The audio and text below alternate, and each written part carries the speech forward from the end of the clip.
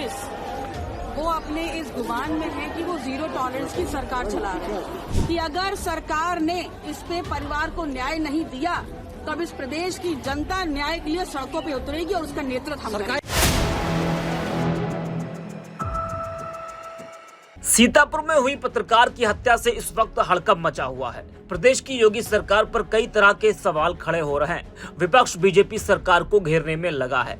धीरे धीरे विपक्ष के नेता मृतक के परिजनों से मिलने सीतापुर पहुंच रहे हैं। कांग्रेस प्रदेश अध्यक्ष अजय राय के पहुंचने के बाद अपना दल कमेरावादी की अध्यक्ष और सिराथू से विधायक पल्लवी पटेल भी सीतापुर पहुंची। वहां उन्होंने परिजनों से मुलाकात की और परिवार को ढांढस बंधाया और ये भरोसा दिलाया कि उनका दल उनके साथ खड़ा है। जी हाँ, पल्लवी पटेल पत्रकार राघवेंद्र वाजपेयी के घर पहुंची, परिवार से मुलाकात की। वही मीडिया से बात करते हुए पल्लवी पटेल ने कानून व्यवस्था पर सवाल खड़े किए और कहा कि सरकार गुमान में है, प्रदेश में जंगल राज है, इसका निर्णय आमजन को लेना है। इंसाफ नहीं मिला तो प्रदेश की जनता सड़कों पर उतरेगी। जरा सुनिए पल्लवी पटेल ने क्या कुछ कहा है। सरकार है और पुलिस वो अपने इस गुमान में है कि वो जीरो टॉलरेंस की सरकार चला रही है और वहीं पर उनके इस अभिमान को पता बताते हुए जो अपराधी हैं उनका मनोबल सरकार और पुलिस से ज्यादा भी बढ़ा हुआ है। शायद इसीलिए कहीं किसान है, कहीं पत्रकार है, कहीं मजदूर है, उनकी दिन दहाड़े हत्या हो रही है। आज सीतापुर जहां हम खड़े हैं मोहाली में, जहां पर हमारे पत्रकार बंधु की हत्या हुई है, इससे ज्यादा और सीमा क्या हो सकती है? क्योंकि पत्रकार हमारे लोकतंत्र के सबसे मजबूत स्तंभ कहे जाते हैं और जिनके मुख से और जिनकी लेखनी से हम दलित और जो पीड़ित लोग होते हैं, जो दबे कुचले होते हैं, उनकी लड़ाई और उनकी आवाज जनता तक पहुंचाते हैं, सरकारों के कान तक पहुंचाते हैं। एक जन सूचना अधिकार के एक कार्यकर्ता, एक पत्रकार की अगर दिन दहाड़े हत्या होती है तो निसंदेह प्रशासन को और सरकार को सोचना होगा और जवाब देना होगा कि जीरो टॉलरेंस वाली जो सरकार है उसमें सरकार कहाँ है, लोकतंत्र कहाँ है और नियम कायदे कानून कहाँ है। और अगर मैं कहूंगी कि जंगल राज स्थापित है तो निसंदेह यही कहा जाएगा कि विपक्ष का काम है इस प्रकार की चीजें कहना। मैडम, तो मैं सवाल जनता पे छोड़ती हूँ कि आप देखें कि उत्तर प्रदेश में अब वर्तमान में राज किसका है, ये निर्णय आपके छोड़ते हैं। मैडम, लगातार जो है खबरें लिखी जा रही थी धान खरीद घोटाले को लेकर के, जमीन घोटाले को लेकर के, ऐसा परिजनों का भी कहना है और 4 लोग अरेस्ट भी किए गए, पूछताछ की जा रही है लेखपालों से, क्या कहेंगी?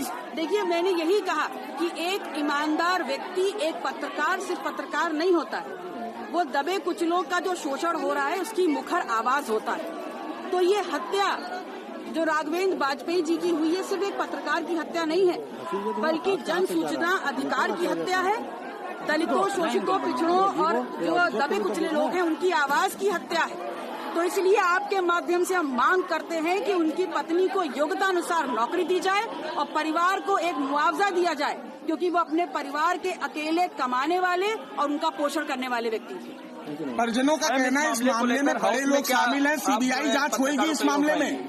देखिए, वर्तमान परिस्थितियां उत्तर प्रदेश में जो हैं, वो आजकल अपराधियों का मनोबल इतना ऊंचा है कि वो लॉ एंड ऑर्डर की खुलेआम धज्जियां उड़ा रहे हैं और जिसका जीता जागता सबूत जहां आज हम खड़े हैं सबने देखा। सरकार तो इसलिए मैं कह रही हूँ कि अगर सरकार ने इस पे परिवार को न्याय नहीं दिया तो अब इस प्रदेश की जनता न्याय के लिए सड़कों पे उतरेगी और उसका नेतृत्व हम सरकार एनकाउंटर की बात करती है, किस पर क्या देखा है आपका? नहीं, किसके एनकाउंटर की बात? जो एक प्रखर प्रहरी है उत्तर प्रदेश के लोकतंत्र का, देश के लोकतंत्र का एक पत्रकार, वो कभी भी ऐसी नहीं होगा। वो हमेशा जनहित के मसलों को उठाएगा, उनकी आवाज बनेगा। और अगर ऐसी आवाज को दबाया जाएगा तो फिर इस देश में लोकतंत्र कहाँ है, सरकार कहाँ है और कानून कहाँ है। इसलिए मैं चेताना चाहती हूँ आपके माध्यम से कि अगर जनहित के मुद्दों को लेते हुए अगर इस परिवार को न्याय नहीं मिला तो आंदोलन सड़कों पे होगा और सड़क पे उतर के हम न्याय। तो सुना आपने किस तरह से पल्लवी पटेल ने कहा कि इंसाफ नहीं मिला तो प्रदेश की जनता सड़कों पर उतरकर प्रदर्शन करेगी। बता दें कि पल्लवी पटेल सरकार को घेरने का कोई मौका नहीं छोड़ती हैं। पत्रकार की हत्या पर भी उन्होंने योगी सरकार को जमकर घेरा है। आपको बता दें कि सीतापुर के इमलिया सुल्तानपुर थाना इलाके में कल दोपहर मोटरसाइकिल सवार बदमाशों ने नेशनल हाईवे पर एक हिंदी अखबार दैनिक जागरण के पत्रकार राघवेंद्र वाजपेयी की गोली मारकर हत्या कर दी थी। स्थानीय लोगों की मदद से पुलिस पत्रकार को अस्पताल ले गई, लेकिन वहां डॉक्टरों ने उन्हें मृत घोषित कर दिया। सीतापुर में हुई पत्रकार की हत्या को लेकर यूपी का सियासी पारा इस वक्त बढ़ा हुआ है। बता दें कि पत्रकार राघवेंद्र वाजपेयी हत्याकांड में पुलिस ने कुछ लोगों को हिरासत में लिया है। वहीं इस सनसनीखेज वारदात को सोची समझी साजिश का नतीजा माना जा रहा है। ओवरब्रिज के ढलान पर जिस जगह राघवेंद्र को निशाना बनाया गया, वहां पीछे से किसी की नजर पड़ना संभव नहीं है। दूसरी लेन से गुजर रहे लोग भी हमलावरों को नहीं देख पाए। ऐसे में माना जा रहा है कि कातिलों ने वारदात के लिए जगह का चयन पहले से ही कर लिया था। भाजपा सरकार में जब देश का चौथा स्तंभ सुरक्षित नहीं है, तो आम जनता की सुरक्षा का अंदाजा आप खुद लगा लीजिए। अपराधियों के हौसले इस वक्त बुलंद है। कहा जा रहा है कि घटना वाले दिन राघवेंद्र वाजपेयी अपने घर पर थे। परिजनों के अनुसार इस दौरान तहसीलदार ने कॉल करके मिलने के लिए बुलाया। इसके बाद राघवेंद्र घर से निकले।